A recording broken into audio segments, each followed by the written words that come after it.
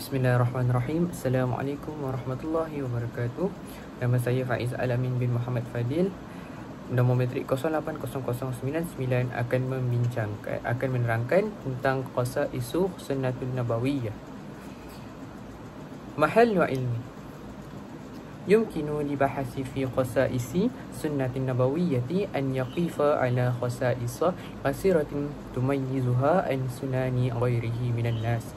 كما يمكن أن تشترك سنة مع القرآن الكريم في عدد من خصائصه ولا سيما خصائص الأمة الأولى لأنها ترجع في حقيقتها إلى خصيصة ربانية لأن رسول الذي نتحدث عن سنته هو رسول رب العالمين.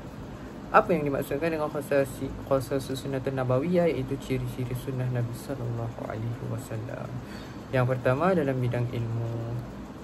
Seorang pengkaji dalam bidang ciri-ciri sunnah Nabi sallallahu alaihi wasallam boleh menemui banyak keistimewaan yang membezakan sunnah baginda daripada amalan yang lain. Sunnah juga boleh berkongsi beberapa ciri dengan Al-Quran, terutamanya ciri-ciri umum yang pertama, kerana pada hakikatnya ia berpunca daripada sifat ketuhanan Rabbaniyah. Sedangkan Rasul yang kita bicarakan sunnahnya ialah Rasul Tuhan sekalian alam.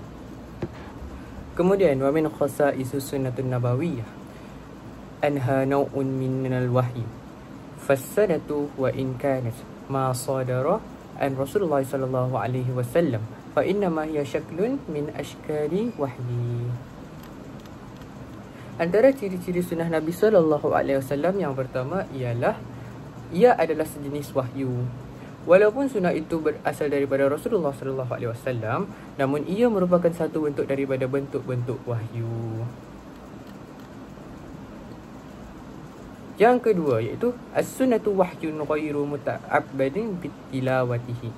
Sunnah adalah wahyu yang tidak disyariatkan untuk dibaca sebagai ibadah. Maksudnya di sini tidak seperti Al-Quran yang pembacanya sendiri menjadi ibadah, yakni seperti dalam solat. Sunnah tidak disyariatkan untuk dibaca sebagai bentuk ibadah. Okey. Kemudian yang ketiga, as-sunnatu lam tasbut jami'uha an tariqi tawattiru al-qat'i.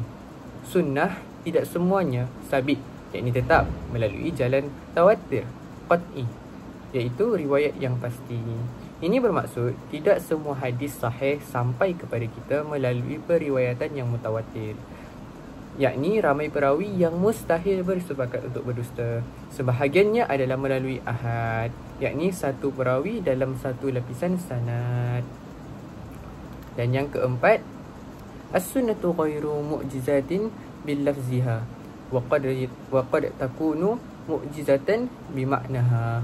Sunnah tidak bersifat mukjizat dari sudut lafaznya, tetapi ia boleh menjadi mukjizat dari sudut maknanya. Artinya di sini, lafaz-lafaz hadis tidak bersifat mukjizat seperti ayat Al-Quran, tetapi kandungan makna sunnah itu boleh jadi mengandungi mukjizat. Contohnya, kebenaran saintifik, ramalan atau kebijaksanaan luar biasa. Seterusnya iaitu ittisalu as-sanadi. وتعني اتصال سند السنة الصحيحة به دون الانقطاع. وهذه خصيصة من خصائص الأمة الإسلامية، حيث لا تجد الأمم الأخرى اليوم سند متصلا بأقوال أنبيائها ورسولها عليهم الصلاة والسلام، وإنما هي أقوال يرويها بعض علمائهم وأحبارهم ورهبانهم عنهم دون الاتصال. Yang maksudnya di sini, ketersambungan sanad yang dimaksudkan ialah sanad, yakni rantaian perawi hadis yang sahih bersambung terus kepada Nabi sallallahu alaihi wasallam tanpa sebarang terputus. Dan ciri ini adalah salah satu daripada keistimewaan umat Islam, di mana kamu tidak akan menemui mana-mana umat lain pada hari ini memiliki sanad yang bersambung untuk kata-kata Nabi dan Rasul mereka Sebaliknya, ia adalah kata-kata yang diriwayatkan oleh sebahagian ulama, pendeta dan rohi daripada Nabi mereka tanpa ketersambungan sanad. Seterusnya kita masuk kepada hifzu minad dhiya'i. Faqad hafizallahu azza wa jalla sunnatun nabawiyyah minan dhiya'i bima hay'ahu laha min sahabati kiramin taqaluha anhu liman ba'duhum wa hafizuha kama hifzu kitabin rabbihim kama haya'ul laha ulama'u ajila'a katabuha wadawanuha wa mayyizu al-sabita minha an ghairihi ala marisinina wa wada'u lizalika qawa'ida wa dawabita taqbitu qubulaha wa riwayatiha kama ya'rifu zalika fi ulumil hadis. Apa yang dimaksudkan dengan hafzul minal dhiya'i, iaitu terpelihara daripada hilang. Ringkasannya di sini, yang pertama tu sunnah Nabi SAW dijaga oleh Allah daripada hilang. Kedua, para sahabat menyampaikan sunnah kepada generasi seterusnya dan menghafalnya seperti Al-Quran. Yang ketiga, ulama menulis, mendokumentasi dan membezakan hadis sahih daripada yang lemah. Kemudian yang keempat, mereka juga menggubal kaedah dan syarat untuk menerima dan meriwayatkan sunnah, iaitu hasilnya lahirlah ilmu hadis. Yang kelima, penjagaan sunnah penting kerana iaitu sunnah menjelaskan Al-Quran, merincikan yang umum, menyempurnakan hukum-hukum dalam Al-Quran. Okey, seterusnya untuk poin yang terakhir iaitu al-ismatu minal khata'il fil tashri'. Wa zalika li anna sunnatul wahyu wal wahyu munazzatu 'anil khata'i wa jaa'a fi hadisi syarifi an Abdullah bin al-Amr bin al-As radhiyallahu anhu qawluhu hina azina lahu bi kitabati al-hadisi uktub fawalladhi nafsi biyadihi ma yakhruju minhu illa al-haq.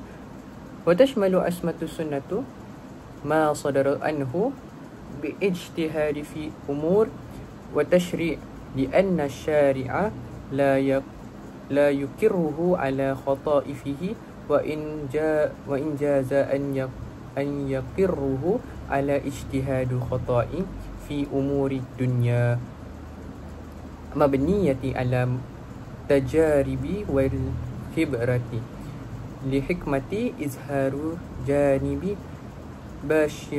bisyariati fihi, yang bermakna di sini adalah terpelihara daripada kesalahan dan pensyariatan. Ringkasannya di sini, yang pertama, sunnah adalah wahyu dan wahyu terpelihara daripada kesalahan. Yang kedua, Nabi SAW bersabda dalam hadis Abdullah bin Amr, tulislah demi zat yang jiwaku di tangannya, tidak keluar daripadanya, yakni mulutku, melainkan kebenaran. Yang ketiga, kemaksuman terpelihara dari salah meliputi semua ijtihad Nabi dalam urusan syariat. Allah tidak akan membiarkan baginda dalam kesilapan. Namun dalam urusan duniawi seperti pertanian dan strategi, Nabi boleh berijtihad dan mungkin tersilap untuk menunjukkan sisi kemanusiaan baginda. Itu saja daripada saya. Assalamualaikum warahmatullahi wabarakatuh.